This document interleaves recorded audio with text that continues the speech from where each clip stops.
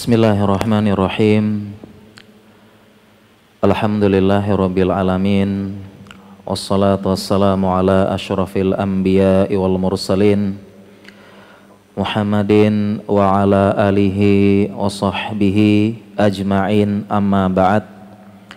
Para akhwat, para muslimah yang semoga dirahmati dan disayangi oleh Allah Subhanahu wa taala. Assalamualaikum warahmatullahi wabarakatuh.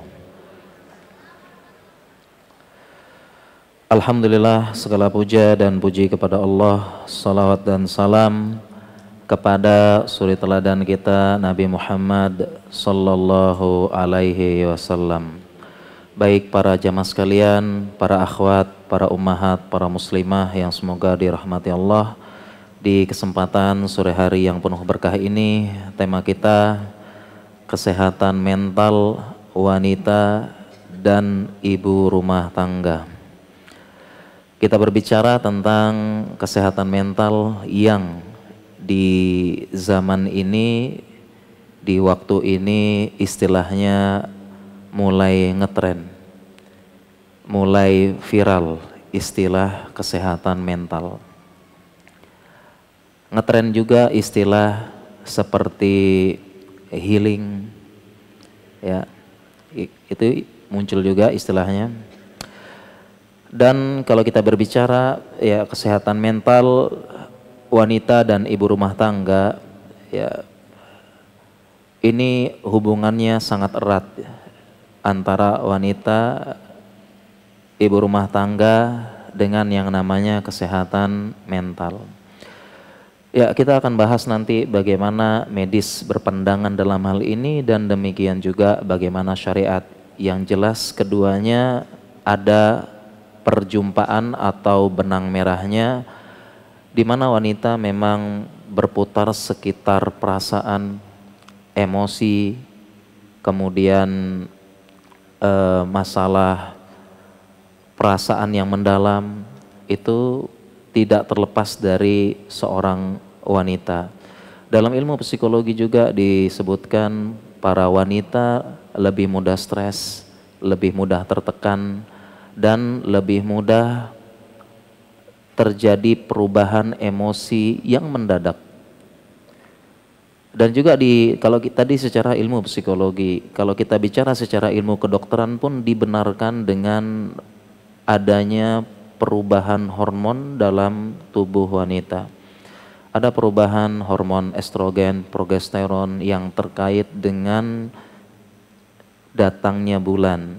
Ya, ada premenstrual syndrome dan sebagainya. Psikologinya sudah, kedokterannya demikian juga, hadis juga berbicara seperti itu. Ya, sebagaimana hadis yang berbunyi, ya, innal mar'ata khuliqna minad dila. Sesungguhnya perempuan diciptakan dari tulang rusuk yang bengkok. Penjelasan ulama dari hadis ini, pertama, tulang adalah penjelasan hakiki karena memang perempuan diciptakan, yaitu Hawa diciptakan dari tulang rusuknya Nabi Adam yang bengkok. Kemudian penjelasan yang kedua, bengkok di sini artinya dia berputar seputar perasaan, perasaan yang mendalam, emosi, atau di bahasa Arabnya atifah. Dia punya mendalami sesuatu. Ya, jadi benang merah psikologi, medis, bahkan syariat juga menyatakan demikian. Ya, sangat erat ya antara perasaan dan kita kembali dengan istilah kesehatan mental ya. Memang sedang ngetrennya kesehatan mental, gangguan mental, healing dan sebagainya. Ya, kesehatan mental ya secara umum sudah ada atau disebut dengan gangguan mental. Itu memang ada ya, gangguan mental. Demikian juga ada istilah healing. Nah, hanya saja memang ya orang Indonesia itu biasa mempopulerkan berbagai macam istilah-istilah baru yang bisa jadi istilah tersebut berbeda dari istilah awalnya. Ya, contohnya misalnya sekarang juga kan sedang ngetren istilah flexingnya. Flexing itu kan yang dipahami masyarakat ya, adalah pamer gitu ya. Pamer. Sebenarnya kata flexing diambil dari istilah teman-teman olahraga binaragawan. Nah, para binaragawan ketika ingin memamerkan ototnya, mereka harus fleksi. Fleksi itu begini ya. Jadi istilah kedokteran ini fleksi, ini ekstensi. Fleksi mendekatkan dua sudut, ekstensi menjauhkan. Jadi teman-teman para binaragawan kalau ingin memamerkan ototnya, dia harus memfleksikan ototnya. Baru kepamer. Nah, tetapi ya namanya Indonesia ya, istilahnya jadi viral, flexing disebut pamer. Demikian juga dengan healing. Healing itu secara kedokteran sebenarnya aslinya healing itu adalah pengobatan untuk orang yang gangguan jiwa. Healing ya, gangguan jiwa. Jadi kalau ada yang jadi kalau ada orang yang skizofren, ada orang yang gangguan anxiety disorder dan sebagainya, ya itu kita bilangnya ini ada pasien baru, tolong di healing ya. Tapi sekarang maknanya bergeser ya, healing itu seperti jalan-jalan, kuliner, staycation, dan pokoknya menghabiskan waktu weekend gitu ya, seperti itu. Ya, kita kembali kepada kesehatan mental dan memang tadi kita katakan psikologi, medis maupun syariat juga menjelaskan wanita itu berputar seputar perasaan ya, dengan emosi yang sangat mendalam dan terjadi perubahan emosi yang cukup mendadak seperti itu ya. Dan oleh karena itu beberapa permasalahan mental, oke kita nggak apa-apa deh ngikutin kesehatan mental ya, sesuai yang dipahami oleh orang awam. Oleh karena itu beberapa gangguan mental atau gangguan mental ya, nggak apa-apa ya kita sebut ya. Gangguan mental banyak terjadi pada para wanita, sangat banyak ya, sangat banyak. Kita mulai dari tamu bulanan ya, ada namanya premenstrual syndrome, seperti itu. Itu juga termasuk premenstrual syndrome ya. Kemudian demikian juga ketika hamil perempuan ada namanya morning sickness. Morning sickness itu ya mual muntah ketika hamil, mual muntah, morning sickness ya, yang kalau sudah parah dia akan menjadi penyakit namanya hyperemesis gravidarum. Dan sebagian ahli psikologi mengatakan ini erat kaitannya dengan psikologi seseorang perempuan. Ya, kenapa bisa morning sickness? Itu erat kaitannya dengan psikologi perempuan. Ya, psikologi perempuan ya. Karena ini saya sebutkan dulu ya, nanti kita bahas, mudahan waktunya cukup. Kenapa? Karena ya kadang-kadang ada perempuan sedang morning sickness, mual-mual, muntah-muntah ya. Sebenarnya ingin mencari tempat yang nyaman. Di tempat suami, di rumah suami kurang nyaman, merasa asing di tempat perantauan. Kemudian ketika sedang morning sickness, ya pulang ke rumah orang tua, di sana hilang morning sickness-nya. Ya, kenapa? Merasa nyaman di rumah keluarga, ya ibu sendiri merasa nyaman, itu hilang. Ya, kalau di rumah mertua kadang-kadang ya begitulah, seperti itu. Ya, kemudian itu baru awal melahirkan. Kemudian setelah melahirkan juga sama, menghasilkan juga beberapa permasalahan gangguan di bidang gangguan psikologis terkait dengan emosi, jiwa, perasaan. Ya, setelah melahirkan ada baby blues syndrome. Setelah melahirkan, ya baby blues syndrome ya. Ini ringkasnya ya. Baby blues syndrome panjang penjelasannya. Ringkasnya ya dia merasa bayinya adalah beban ya.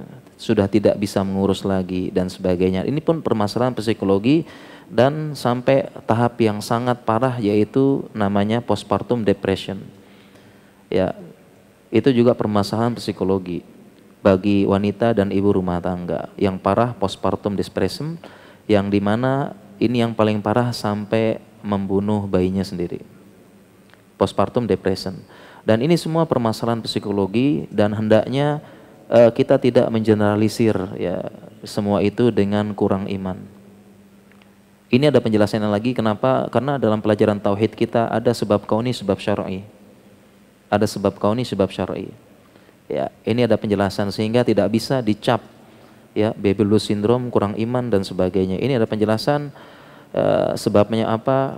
Semua terkait dengan psikologis ya. Demikian juga dengan permasalahan umum secara perempuan, psikologi lagi mengalami menopause.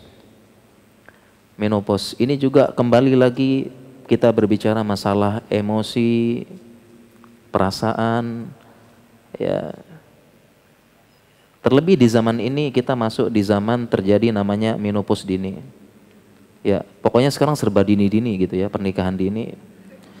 Apalagi ya. Jadi kita masuk di zaman di mana terjadi menstruasi dini pada anak-anak.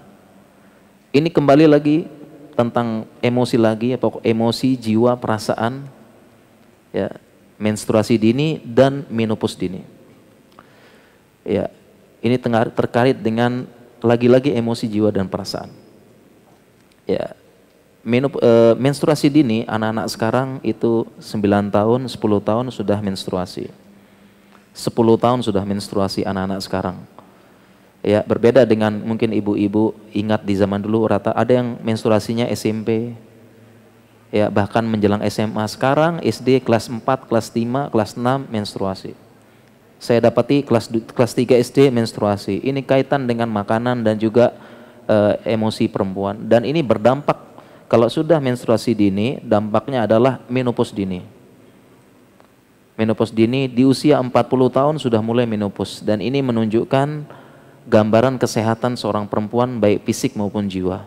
Menopause dini. Gambaran kesehatan seorang perempuan baik fisik maupun jiwanya. Ya, menopause dini dan kembali lagi itu masalah fisik, masalah psikis, emosi dan jiwa. Jadi sangat banyak nih perempuan nih masalahnya. Ya, 40 tahun sedangkan kalau zaman dahulu kala mungkin kakek nenek kita itu menopause dininya 50 ke atas. Anaknya 8, 10, ya umur 40 sekian masih hamil. Ya, karena memang fisik dan jiwanya masih kuat. Bahkan kalau kita baca beberapa penjelasan ulama di buku-buku klasik mereka mengatakan menopause-nya 60 ke atas. Sekarang sudah 40 menopause. Ya, seperti itu. Ya. Demikian juga masih banyak pembahasan yang lainnya tentang ini, tentang demikian juga kita pembahasan zaman now banyak yang bertanya apakah ada me time untuk ibu rumah tangga. Ibu rumah tangga juga butuh me time. Ya, me time itu ya penjelasan modernnya kurang lebih ada waktu khusus seorang perempuan pengen menyendiri, pengen tidak pegang anak, pengen jauh dari suami. Ya, pokoknya minta waktu untuk saya, nggak boleh diganggu sama anak-anak sama istri dan saya juga bisa hang out keluar dengan teman-teman bahkan staycation sehari 2 hari sementara sementara suami dan anak-anak kita tinggalkan dulu karena ibu rumah tangga berhak juga punya me time. Ya, lagi-lagi alasannya ibu rumah tangga juga butuh healing.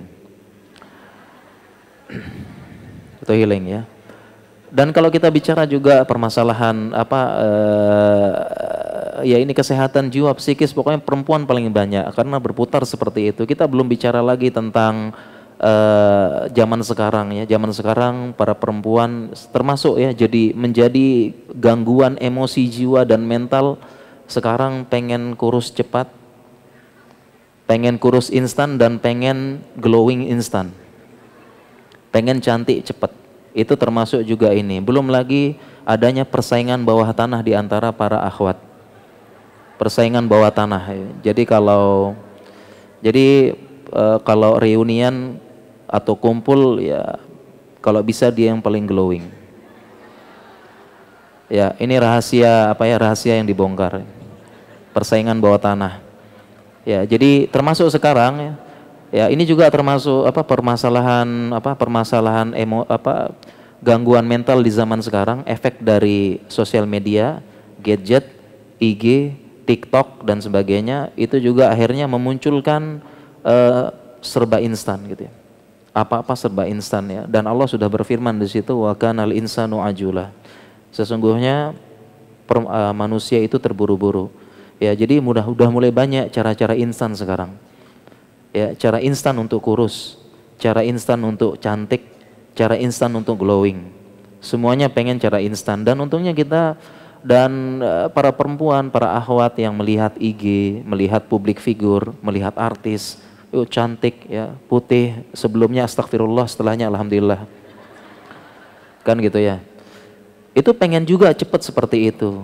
Ya, pengen juga, pengen cepet, pengen ini semuanya. Cita-cita apa namanya? Hobi makan, cita-cita kurus. Kan gitu. Ya, jadi pengen cepet. Semua serba instan. Kenapa bisa serba instan? Karena pengaruh sosial media. Kok bisa glowing cepet? Kok bisa putih cepet? Kok bisa kurus cepet? Ya, dan tentunya alhamdulillah kita punya batasan syariat. Kita punya ini, dan kalau kita secara syariat ya, secara sesuatu yang instan itu kebanyakan melanggar syariat. Begitu juga dengan secara medis, ternyata itu juga tidak baik. Ya, contoh sekarang ya, yang cara instan kurus yang paling banyak, dan akhirnya daripada kebanyakan apa ya, cita-cita kurus kok nggak kurus-kurus, akhirnya sekarang sedang ngetren namanya bariatrik, operasi bariatrik. Operasi bariatrik itu adalah operasi memotong lambung. Lambungnya dipotong setengah, sekarang sedang ngetren, publik figur banyak. Ya, setahu saya paling banyak di daerah Arab, di Qatar, kemudian Kuwait, Uni Emirat Arab, banyak yang melakukan operasi bariatrik, potong lambung. Lambungnya dipotong sehingga dia baru makan sedikit kenyang dan tidak ada pantangan. Dan hasilnya memang kurus. Aslinya ini untuk terapi bagi pasien yang obesitasnya sangat berlebihan. Tapi sekarang menjadi cara kurus instan. Seperti itu. Demikian juga dengan cara instan yang nggak sehat seperti pengen putih, glowing, menggunakan whitening infus. Ini secara kesehatan juga tidak sehat. Dan secara agama pun tidak benar. Dan itu semua berpengaruh ya, menjadi suatu hal yang mempengaruhi mental perempuan, pengen instan, pengen cepat, pengen glowing, ya semuanya pengen seperti itu, ya, dan akhirnya belum lagi yang kok nggak putih-putih, nggak kurus-kurus, itu semua berpengaruh. Ya, habis makan ini nggak mau, makan itu nggak mau, ya. Terlebih perempuan hanya dengan 1-2 kalimat langsung berubah emosinya. Ya, misalnya ketemu dengan teman, jeng kok agak gemukan sedikit, itu sebulan nggak makan. Ya kan, itu perempuan hanya dengan 1 kata, 2 kata itu berpengaruh dengan emosi dan jiwanya, seperti itu. Iya, baik, kita mulai bahas pelan-pelan. Tadi baru mukadimah ya, udah lama banget ya. Ya, nggak apa-apa. Jadi itu adalah gambaran umum ya, para jamaah, para akhwat dan ummahat, para gambaran umum sebagai bagaimana terpaan godaan ya di zaman ini, tentang sesuatu hal yang instan, ya, gangguan mental, gangguan ini dan sebagainya, ya, akibat dari ya, efek samping, efek negatif dari IG, TikTok dan sebagainya, seperti itu. Ya, jangankan perempuan, laki-laki aja tinggal pergi ke Thailand pulang-pulang cantik. Ya, nggak usah perempuan, ya. Cowok aja tinggal pergi ke Thailand pulang-pulang cantik. Iya. Jadi memang seperti itu. Itu gambaran mukadimah. Tentunya kita punya agama, punya syariat, punya ini, kita berpegang teguh dengan hal ini. Semua ada solusi dalam Islam. Al-yauma akmaltu lakum dinakum wa atmamtu alaikum ni'mati wa raditu lakumul Islam madina. Semua ada insyaallah ya, ada pembahasan, ada ini, dan akan menghadirkan kesehatan jiwa bagi kita, ketenangan hidup serta surga di dunia.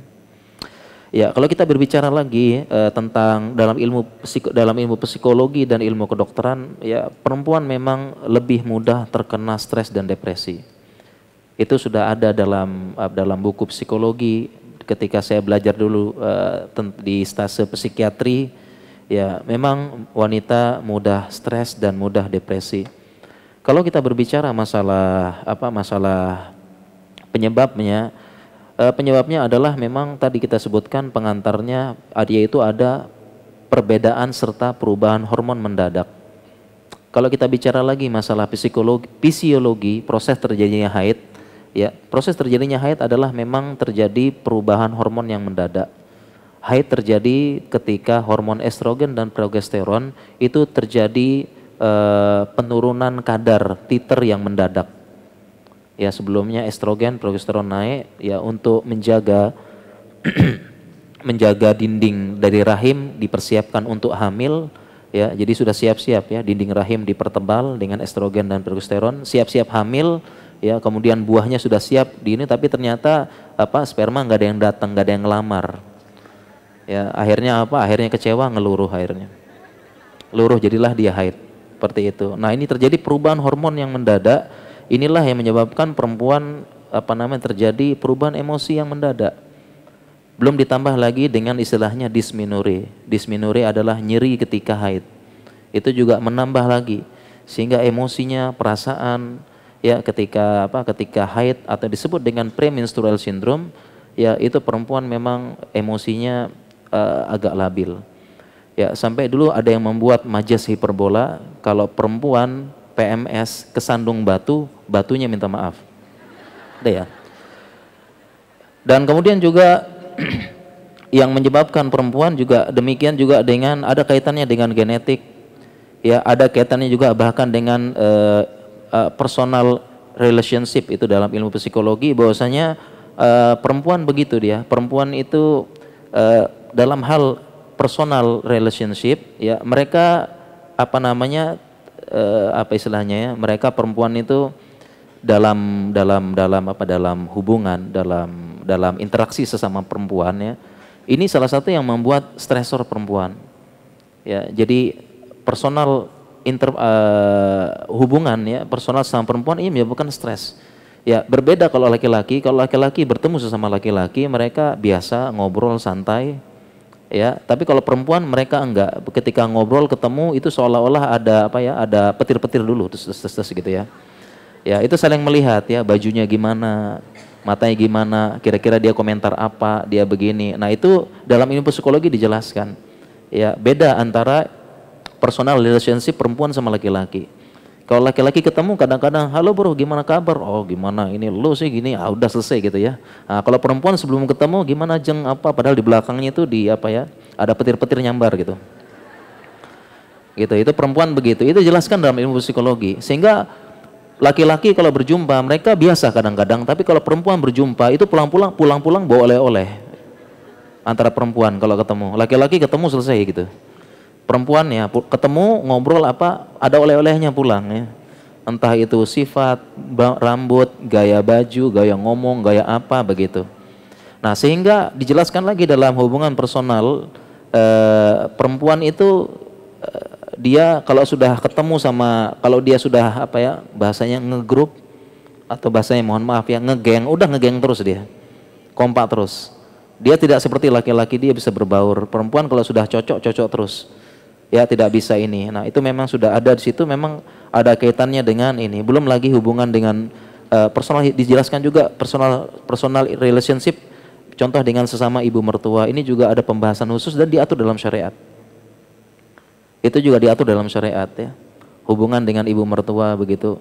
Ya karena ya namanya perempuan tadi ya, bisa jadi yang tadi ketemu ya itu ada petir-petir di atas. Ya, makanya dan tidak kita pungkiri memang ya hubungan antara perempuan dengan ibu mertuanya ini dengan hubungan yang ya perempuan begitu. Kalau ketemu belum tentu. Ya, makanya kadang-kadang ya apalagi ada ibu, nah ini juga gangguan kesehatan mental juga ya, perempuan datang tinggal di rumah mertua gitu ya. Nah, kadang-kadang serba salah. Ya, kalau nggak cocok itu cuma salah taruh tempat piring aja jadi pembicaraan. Ya, cuma salah taruh tempat piring, harusnya piring yang bulat di atas, yang ini di sini gitu. Nah, itu udah jadi permasalahan. Itu perempuan memang begitu.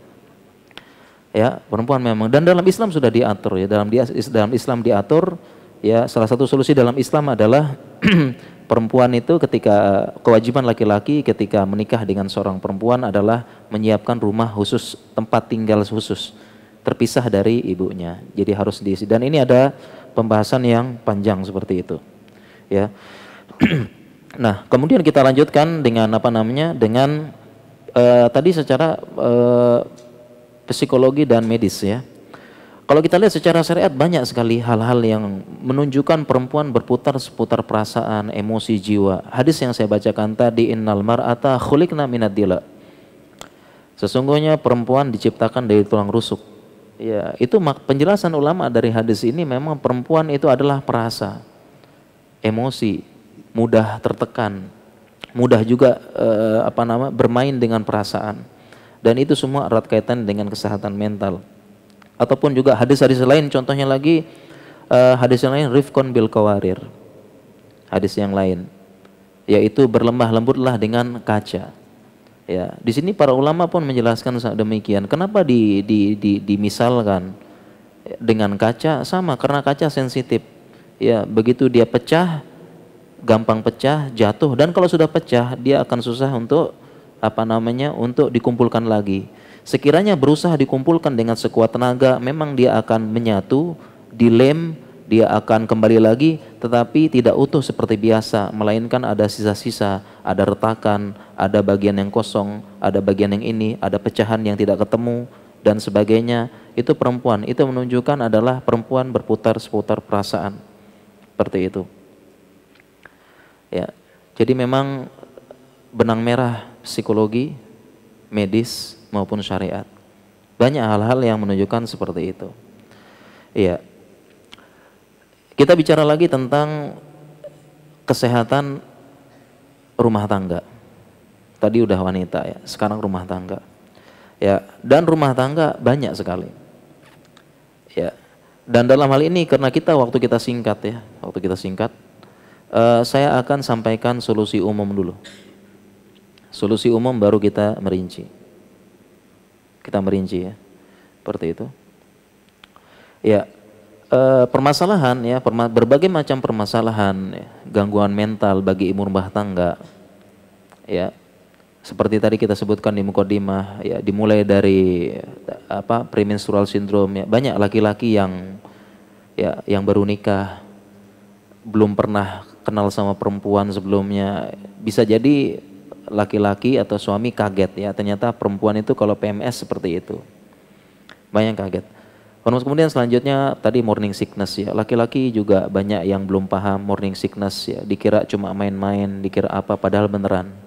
Apalagi hiperemesis segala pada apalagi baby blues syndrome. Ini lebih istilah yang gorib bahasanya ya, istilah yang aneh banget. Nggak pernah didengar, apaan tuh baby blues? Kenapa nggak baby red, baby purple dan sebagainya? Kenapa enggak gitu? Itu banyak yang aneh. Ya, bahkan sampai ini kurang iman aja ini. Padahal tidak. Tidak, bukan seperti itu penjelasannya. Ya. Dan kemudian yang lain-lain lagi, sampai juga ketika perlu juga memahami tentang menopause dini, gejalanya apa dan sebagainya. Nah, sehingga kalau dalam rumah tangga secara umum solusinya adalah memang ya, karena kehidupan dalam wanita rumah tangga, ibu rumah tangga, ya pasti ada bapak rumah tangganya ya. Pasti ada bapak rumah tangganya. Namanya rumah tangga terdiri dari bapak maupun ibu. Terdiri dari istri sama suami. Dan tentunya untuk kesehatan mental ya bagi para ibu rumah tangga, solusi utamanya adalah dengan memberikan pemahaman kepada suaminya. Ya, karena rumah tangga ya suami istri, suami harus paham, ibu harus paham, suami juga harus paham tentang hal ini, memberikan pemahaman. Ya, dan sebenarnya solusi dari itu semua, morning sickness, baby blues syndrome, atau tadi premenstrual atau apa, itu salah solusinya adalah saling komunikasi suami istri dan memberikan pemahaman kepada suami. Ya. Ya, karena suami memang dasarnya demikian, dia berpikir logis, jauh dari main perasaan, main drama-dramaan, baper apalagi. Itu bukan sifat laki-laki, sehingga kadang-kadang kurang memahami yang seperti ini. Jadi benar-benar butuh komunikasi yang baik dengan suami agar membantu. Dan kita pun juga memberikan edukasi seperti itu. Ya, memberikan edukasi. Perlu. Ya, contoh misalnya, Contoh saya ambil hal ini misalnya ini yang banyak sempat ditanyakan juga tentang me time. Apakah ibu rumah tangga itu butuh me time? Ya, dan saya sebenarnya nggak tahu ya me time ini apa gitu, nggak paham. Tapi kok tiba-tiba ya namanya ibu rumah tangga kan stres tuh, ngurus anak, ngurus bayi, begadang, bangun tengah malam, ini dan sebagainya.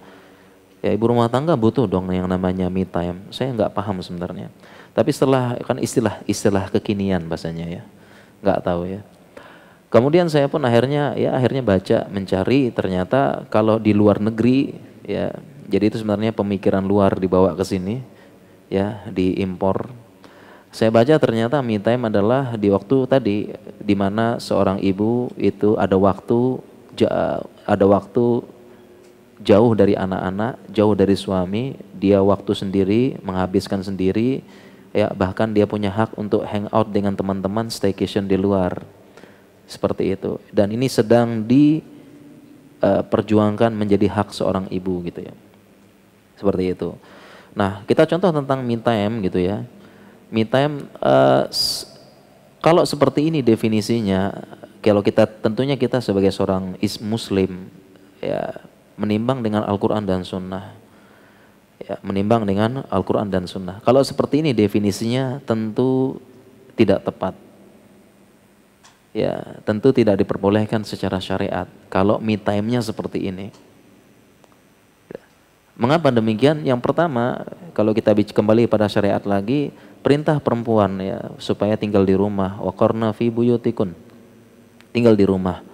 Kemudian yang kedua adalah hak suami. Ya, kalau kita bicara hak dalam rumah tangga, dalam Islam salah satu hak suami adalah baqa'uz zaujah fil bait, yaitu keberadaan istri di rumah. Jadi ya misalnya contohnya hak istri kan dinafkahi. Nah, hak utama suami adalah keberadaan istri di rumah. Jadi istri berada di rumah itu hak suami. Sehingga apapun ya kalau istri meninggalkan rumah itu selayaknya izin suami. Ketika suami tidak mengizinkan, nggak boleh sebenarnya. Asalkan tidak bertentangan dengan syariat. Ya, dalilnya sangat banyak terkait dengan hal ini. Salah satunya contohnya adalah Aisyah saja. Aisyah ini kalau mau pulang ke rumah bapaknya, dia minta izin kepada Nabi SAW. Aisyah berkata kepada Nabi SAW, "Ata'dhanuli an azura abawaya." Wahai Rasulullah, apakah engkau mengizinkan aku mengunjungi kedua orang tuaku? Jadi ke rumah bapaknya saja Aisyah izin, dan rumahnya bapaknya siapa? Abu Bakar. Rumahnya bukan kayak Bandung, kayak mana gitu atau Lombok atau mana. Rumahnya Abu Bakar cuma sebelah. Ya. Karena rumahnya Abu Bakar dekat dengan rumahnya Rasulullah SAW. Aisyah izin karena dia paham di antara hak suami yaitu baqo, tinggalnya istri di rumahnya suami. Harus izin. Ya. Dan apalagi definisi ini bakal hangout dengan teman-teman yang dulu. Apalagi teman-teman yang dulu, teman-teman reuni, teman-teman SMA, teman kuliah, teman apa. Ya, reuni teman kuliahnya, ya nanti bisa terjadi CLBK. Cinta lama belum kelar. Atau cucian lama belum kering. Enggak ya. CLBK ya ketemu. Akhirnya CLBK akhirnya. Bisa hangout. Ya. Jadi ini tentu nggak sesuai dengan syariat gitu ya, nggak sesuai dengan syariat. Ya, kemudian juga apalagi meninggalkan anak istri, meninggalkan anak-anak, ditinggal total, apalagi ada yang disusui, tentu sangat bertentangan dengan banyak dalil. Tazawwaju wadudal walud, fa inni mukatsirum bikumul umam, ya artinya nikahilah perempuan yang dia subur dan wadud, penyayang terhadap anak-anak, rohimah dengan anak-anak. Ya, bahkan fitrahnya seorang perempuan dia tuh nggak bisa jauh-jauh dengan anak-anak ya. Baru diambil anaknya sebentar ya, diambil pagi, siangnya udah gelisah ya, mikirin anaknya, kepikir, sayang dan sebagainya. Itu fitrah seorang perempuan, harusnya demikian seperti itu. Ya. Nah, kalau sudah seperti ini ya, nah me time ini tentu nggak sesuai. Nah, tetapi kalau definisi me time-nya itu adalah yang lain, tentu boleh begitu.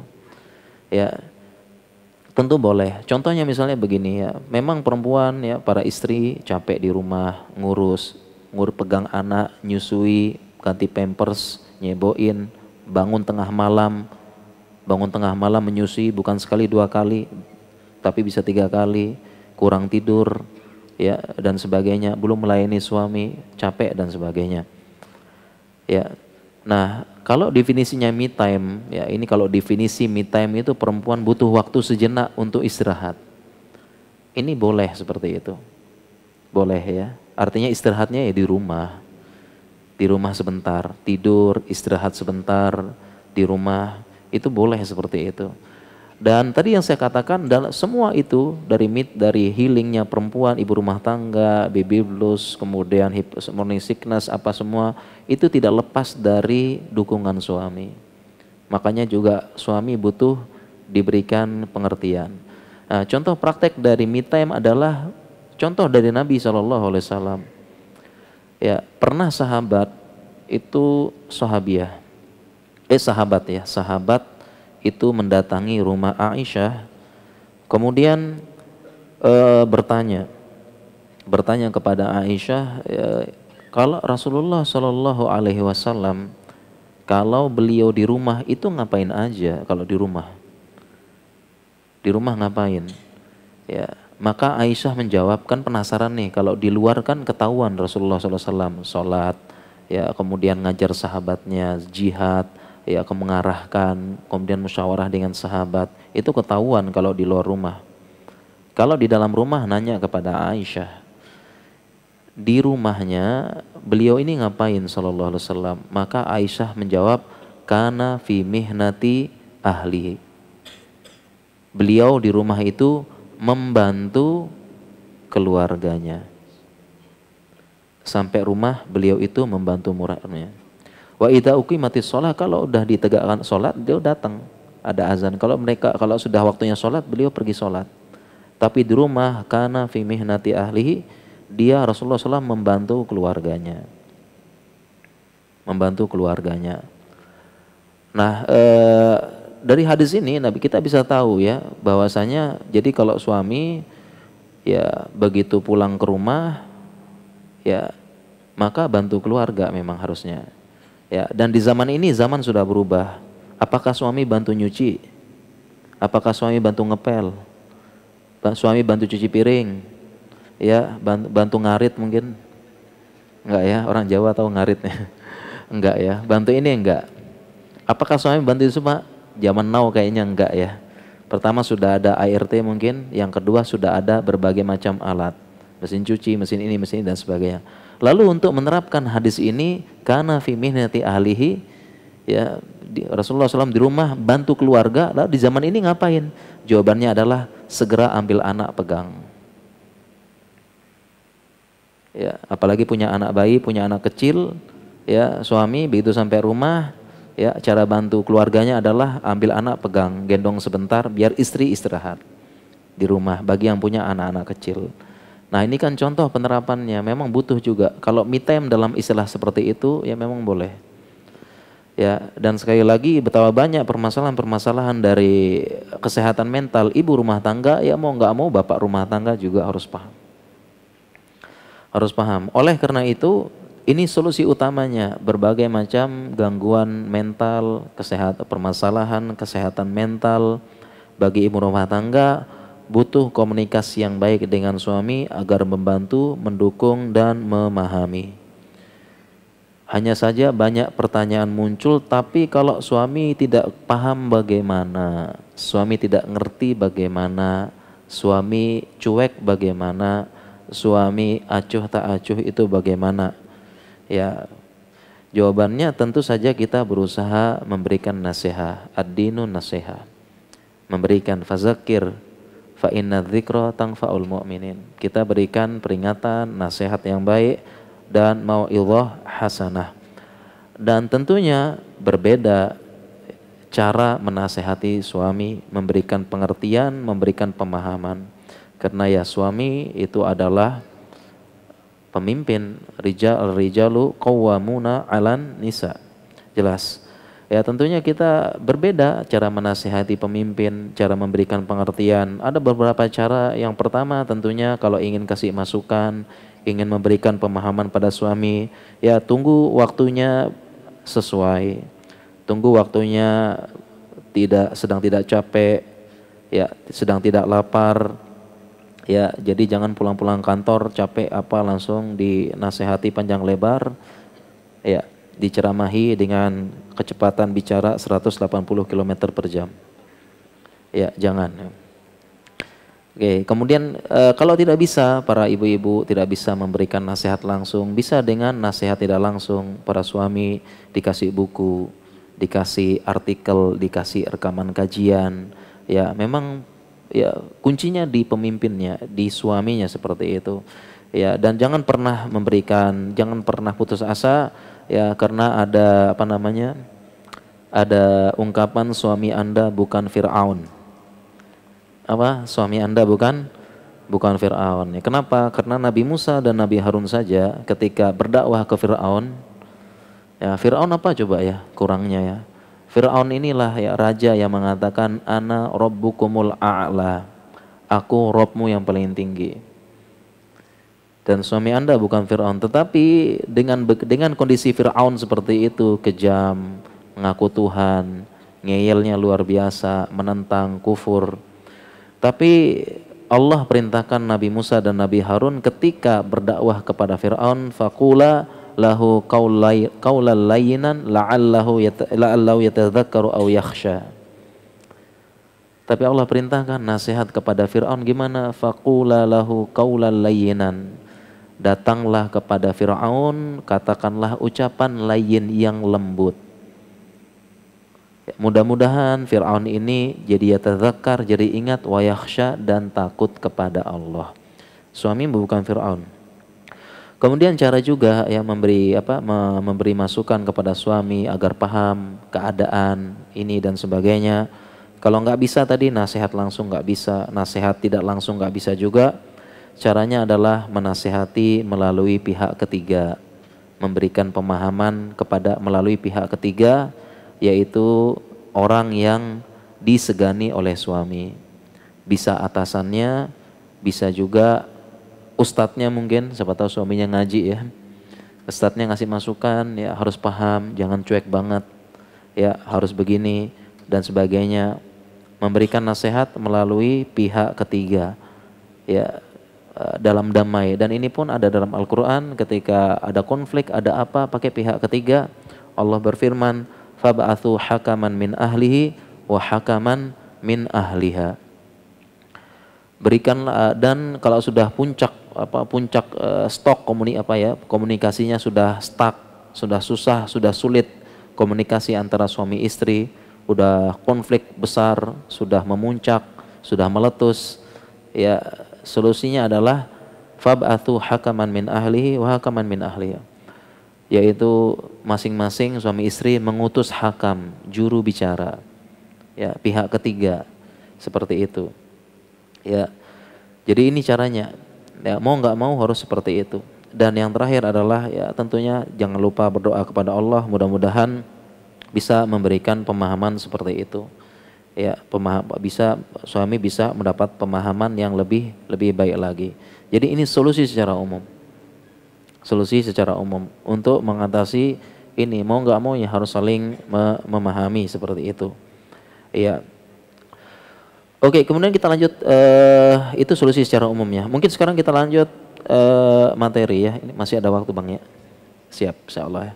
Dari semua itu kita pilih yang mana nih? Ya mau bahas yang mana ya? Ada morning sickness ini dan sebagainya. Kita pilih yang mana nih? Ya udah ini aja dah. Kita pilih yang baby blue syndrome. Ya oke. Baby blue syndrome ya mungkin ini istilah yang asing ya. Istilah yang bahkan mungkin ibu-ibu ada yang baru dengar, apalagi bawa bapaknya gitu ya. Baru dengar baby blue syndrome itu apaan gitu ya.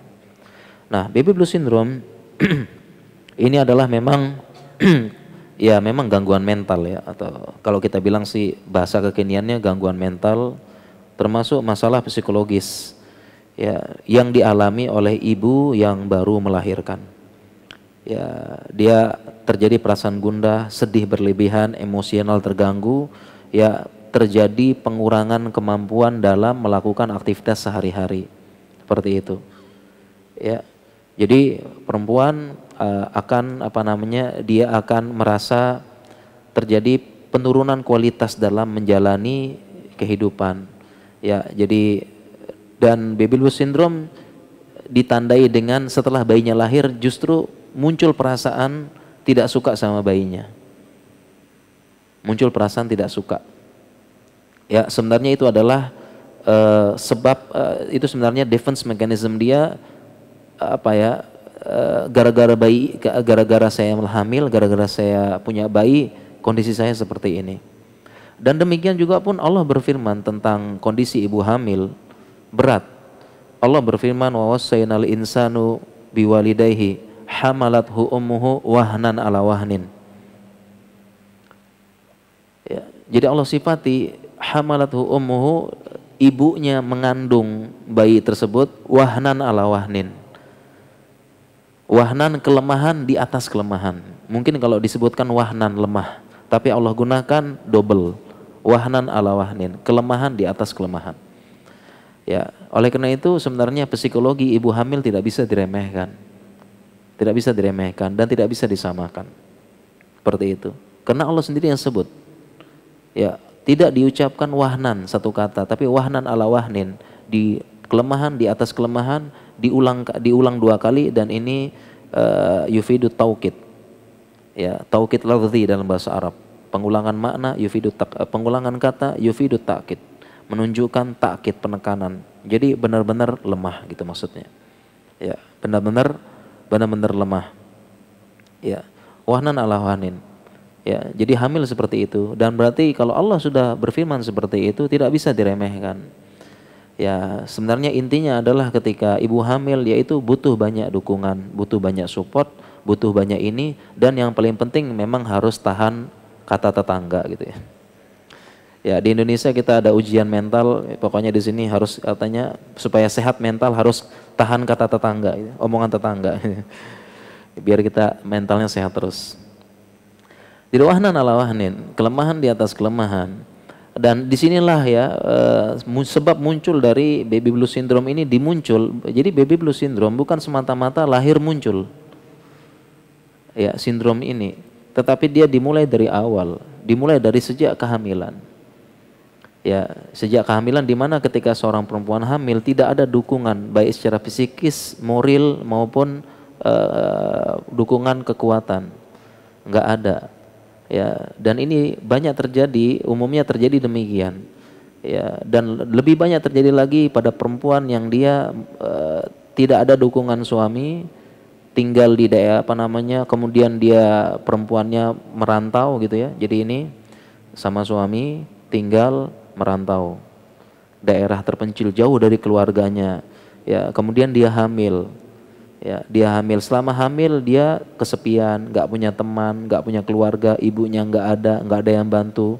Belum lagi suasana dari rumah suaminya, keluarga suami dan sebagainya tidak mendukung, suaminya sibuk dan sebagainya, awal-awal nikah apalagi dan sebagainya. Ya, jadi ketika hamil tidak ada dukungan secara psikologis. Ya, tidak ada, yang ada malah tekanan dan sebagainya, seperti itu. Dimulai dari kehamilan, sudah sepi sendiri, merantau, nggak ada teman curhat, suami cuek, super cuek, nggak dukung, nggak nganterin periksa, nggak nganterin ini dan sebagainya. Itu sudah mulai muncul, ya, muncul. Kemudian begitu setelah itu dari ini sudah dari hamil sudah mulai ini. Kemudian setelah itu melahirkan, pas melahirkan juga sama, tidak ada dukungan, tidak ada ini. Ya, suaminya begitu, mertua begitu. Kalau dia di rumah mungkin sama ibunya, mungkin dia merasa tenang bahkan sembuh. Tapi kebanyakan kasusnya seperti ini. Ya, tidak ada dukungan, begitu melahirkan sama juga. Ya, masih berdarah-berdarah bahasanya, masih berdarah, harus ini, enggak ada dukungan, enggak ada apa, suami tinggal dan sebagainya. Akhirnya ringkasnya muncullah perasaan baby blues syndrome, yaitu dia mulai benci dengan bayinya, mulai menyalahkan kehamilan. Ini semua gara-gara saya hamil, dan ini semua gara-gara kamu bayi kecil, sehingga dia membenci bayinya, bahkan sampai tahap nggak mau ngurus bayinya. Ya, dan ini kalau tidak segera diobati, dibiarkan parah, ya akan berlanjut namanya post depression. ya, atau postpartum depression, depresi pasca melahirkan, dan ini yang lebih bahaya. Ya, jadi kalau baby blues syndrome itu baru awalnya. Ya, baru awalnya terjadi 3-4 hari atau sepekan. Ya, 14 hari pertama. Tapi kalau lanjut terus dia akan menjadi depresi postpartum. Dan ini bahaya. Kalau sudah depresi postpartum sudah sampai tahap dia tidak bisa ngurus bayi. Sudah stres berat, sudah gangguan mental. Bahkan ngurus diri sendiri aja nggak bisa. Jadi ngurus diri sendiri aja tidak bisa, apalagi ngurus bayi dan sebagainya. Dan mungkin kalau kita pernah dengar berita ada perempuan akhirnya ada ibu bunuh bayinya, ya kemungkinan besar ya, saya nggak tahu ya, kemungkinan besar kena postpartum depression. Ya, kenapa dia bunuh bayinya? Karena ya akhirnya dia punya pikiran dengan membunuh bayi ini selesai masalah, udah selesai. Ya, yang selama ini dikhawatirkan selesai. Kalau bayinya mati habis perkaranya. Ya, nggak begadang lagi, nggak nyusuin lagi, nggak ganti popol lagi, nggak capek lagi, nggak nahan katanya tetangga, katanya ini. Kok kamu bayinya digituin, kok kamu nggak ngurus bayi, kok kamu nggak begini. Itu kata-kata yang terngiang-ngiang menambah lagi. Makanya kalau perempuan post depression, ya sudah parah sekali, yang terpikirkan cuma satu, udah saya bunuh aja bayi ini, selesai perkara, udah bebas. Akhirnya udah bayinya dibunuh. Itu kasus yang paling berat dari postpartum depression. Seperti itu. Nah, ini adalah suatu, kalau itu sudah parah, sudah dibiarkan seperti itu. Ya. Nah, ini adalah contoh ya, contoh dari beberapa permasalahan, dan semua itu kuncinya kembali ya tadi. Semua tadi permasalahan kuncinya kembali kepada suami. Butuh dukungan. Dukungan ini dan sebagainya. Ya, demikian juga ibu rumah tangga juga ya, tadi katanya healing ya. Healingnya juga butuh jalan-jalan ya. Butuh. Itu bukan hal yang tidak boleh, bahkan manusiawi jalan-jalan. Ya, harusnya akhir pekan diajak jalan-jalan, diajak ini dan sebagainya. Ya. Ya, itu artinya ya suatu hal manusiawi ya. Seperti itu, diajak jalan-jalan. Apalagi diajak jalan-jalannya belanja ya. Belanja plus ini. Makanya kan ada skincare, ada suami care, dan yang paling healing terbaik rekening care. Healing terbaik. Skincare, suami care, kayaknya healing terbaik zaman now apa? Ya, rekening care. Itu healing terbaik zaman now kayaknya, insyaallah seperti itu. Ya. Jadi itu butuh dukungan ya. Jadi dan selain suami juga butuh dukungan dengan orang-orang sekitar. Dan ini juga masukan bagi kita semua ya, masukan bagi para ahwat dan ummahat ya. Tadi kan kita punya pengantar ya, di Indonesia ini sebenarnya kita betah di Indonesia, cuma yang bikin susah di Indonesia ini apa kata tetangga gitu ya. Jadi permasalahan simple, permasalahan mudah, tapi diperumit dengan apa kata tetangga gitu. Nah, oleh karena itu kita bukan hanya suami, tapi secara umum para perempuan juga. Ya, para perempuan juga pertama hati-hati berkomentar gitu ya. Kadang-kadang ada 1-2 komentar sesama perempuan itu menyakitkan hati. Ya, contohnya tadi perempuan ya, dia sedang hamil, sedang apa, dikomentari sini. Begitu juga ada perempuan sedang ngurus bayi, ibu ngurus bayi, itu komentarin, kok bayinya ada giniin, yuk bayinya kok nggak dimandiin, bayinya kok nggak diginiin. Itu kata-kata yang sekilas cuma terbetik, cuma sekilas, tapi itu meresap mendalam, menyayat dan melukai, bahkan susah sembuh, seperti itu.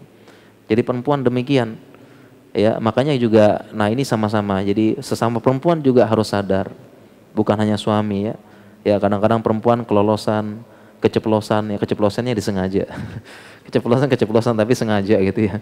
Pengen komentarin anak orang, bayi orang, ini orang, kenapa nggak begini. Ya belum nikah dikomentarin, kok belum nikah. Sudah nikah komentarin lagi, kok belum punya anak. Ya udah punya anak komentarin lagi, kok cuma 1 gitu ya. Terus komentarin gitu ya. Jadi kita hati-hati ya para perempuan. Ya para perempuan itu hati-hati saling mengomentari di antara sesama perempuan seperti itu. Ya sama perempuan. Iya, baik. Kita lanjutkan tidak? Sudah tanya jawab Bang, sudah waktunya. Sudah waktunya ya. Iya, berarti kalau gitu kita tanya jawab saja. Nanti masalah tentang apa kecantikan, pengen kurus itu ya kita bahas di lain kesempatan. Sepertinya kita maksud tanya. Silakan Bang, mungkin ditanyain, dibantu saya. Baik Ustaz, jazakallah khairan atas ilmunya. Anda langsung bacakan pertanyaan pertama Ustaz. Bismillah. Assalamualaikum warahmatullahi wabarakatuh. Semoga Allah senantiasa merahmati seluruh ulama, menjaga Ustaz beserta keluarga dan seluruh kaum muslimin. Allahumma amin.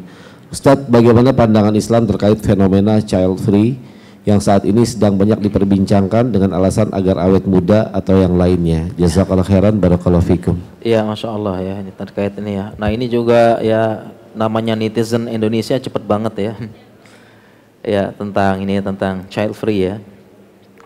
Ya child free ini sebenarnya apa namanya hebohnya tahun 2021 kemarin ya.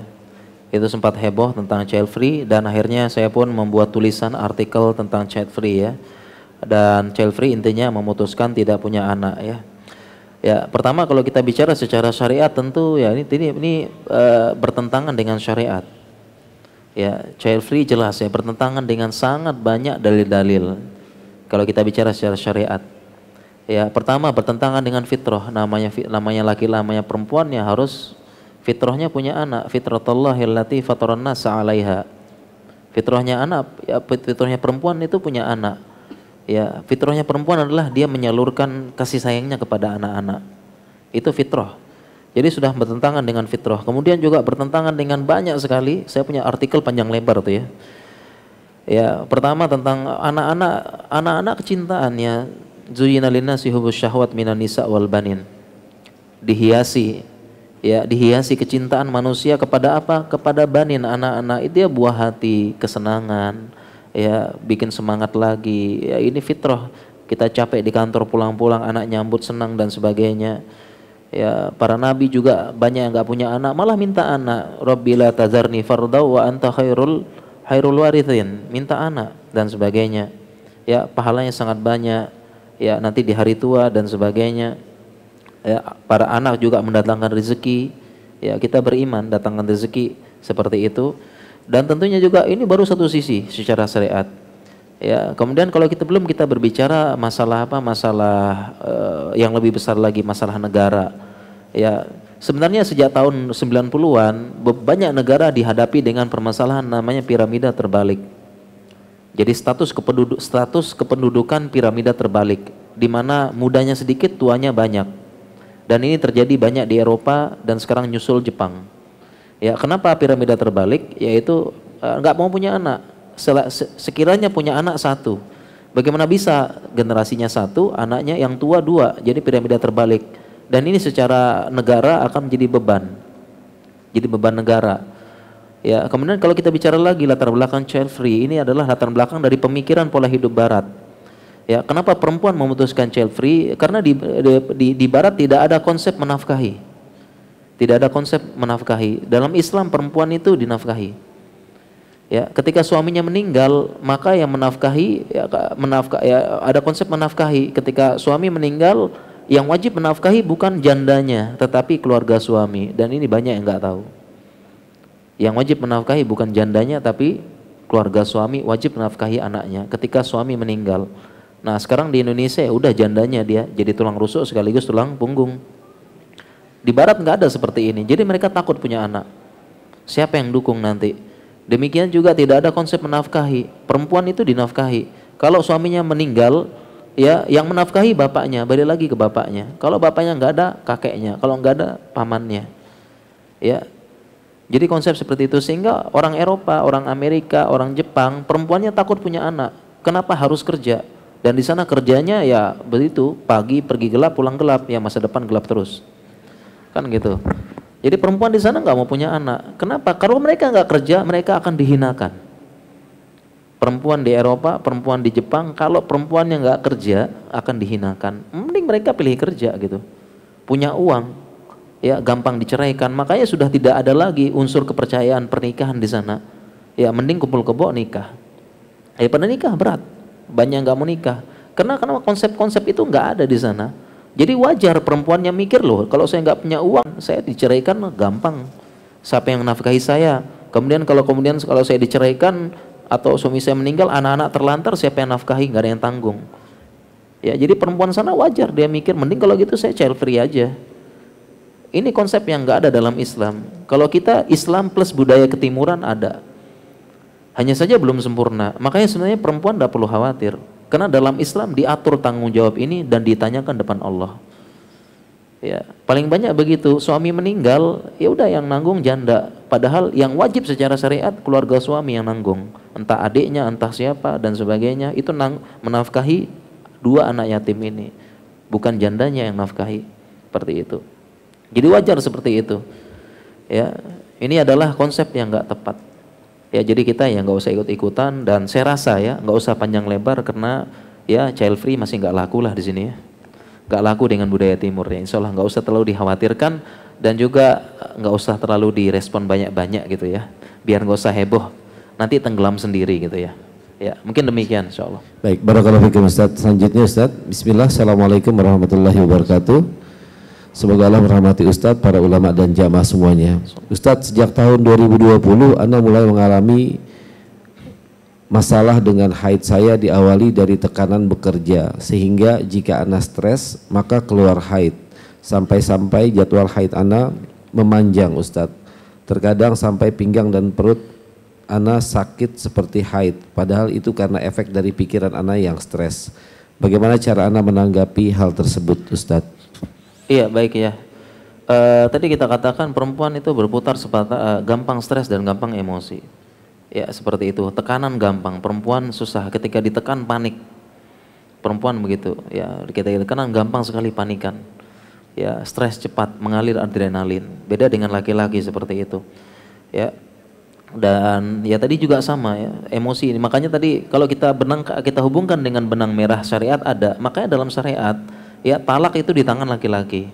Biar perempuan 1000 kali, bang saya tolak 3 kali ke 1000 kali bang gitu ya, nggak jatuh-jatuh. Ya, kenapa? Karena perempuan tadi emosinya ya. Katanya ulama sekiranya talak di tangan perempuan sehari 100 kali talak jatuh. Kalau abang jantan saya talak. Itu. Ya, jadi memang ini ya emosi. Nah, begitu juga dengan haid.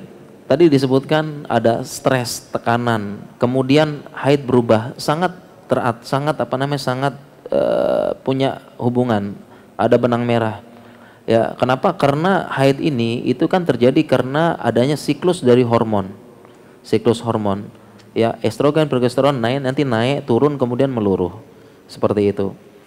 Ya, nah ketika hormon ini tidak teratur, terjadi ketidakteraturan dari haid. Tadi dikatakan haidnya itu menjadi tiba-tiba haid. Bisa jadi mungkin kan dalam sebulan dia haid sekali, tapi karena stres dia haid lagi.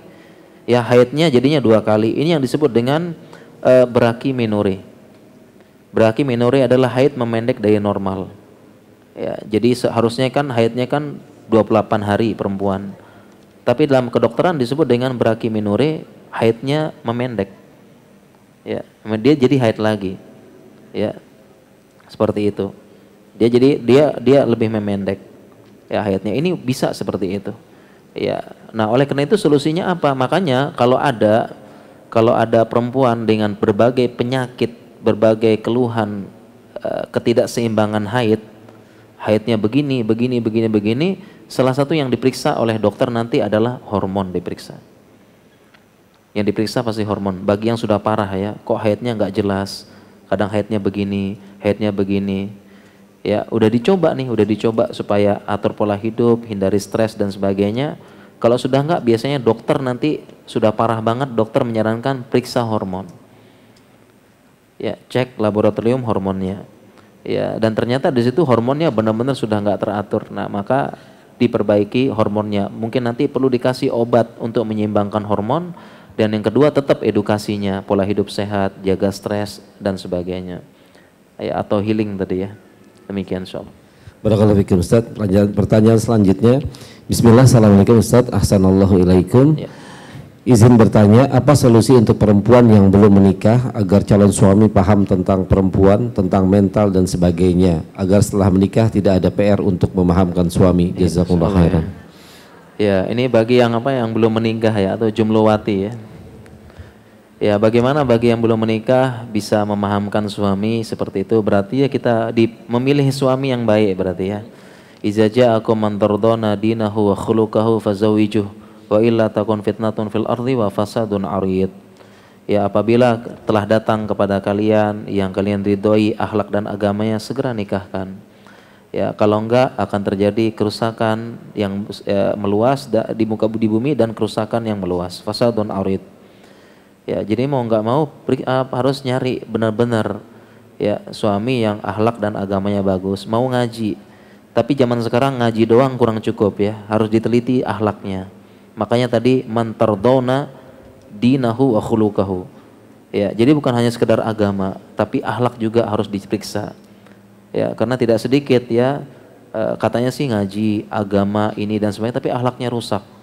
Ya, sama teman-teman baik, ya ramah dan sebagainya, sama istri kasar, nggak tanggung jawab, malas kerja, ya dan itu di beberapa pengajian gitu, dia ngaji, dia ini tapi nggak mau, makanya periksa. Ya, lalu bagaimana caranya? Kalau untuk agama kita tanya dengan teman-teman pengajian, dilihat dari semangatnya untuk ilmu. Kemudian kalau dari akhlak ya kita tanya teman-teman pergaulan sehari-harinya, teman dekatnya, ininya dan sebagainya. Jadi cari yang bagus. Ya, dengan seperti itu ya pasti dia akan paham, berusaha memahami. Dan salah satu solusinya juga adalah sebenarnya ya, solusinya bagaimana, kan tadi kan bagaimana supaya dapat suami yang paham gitu ya.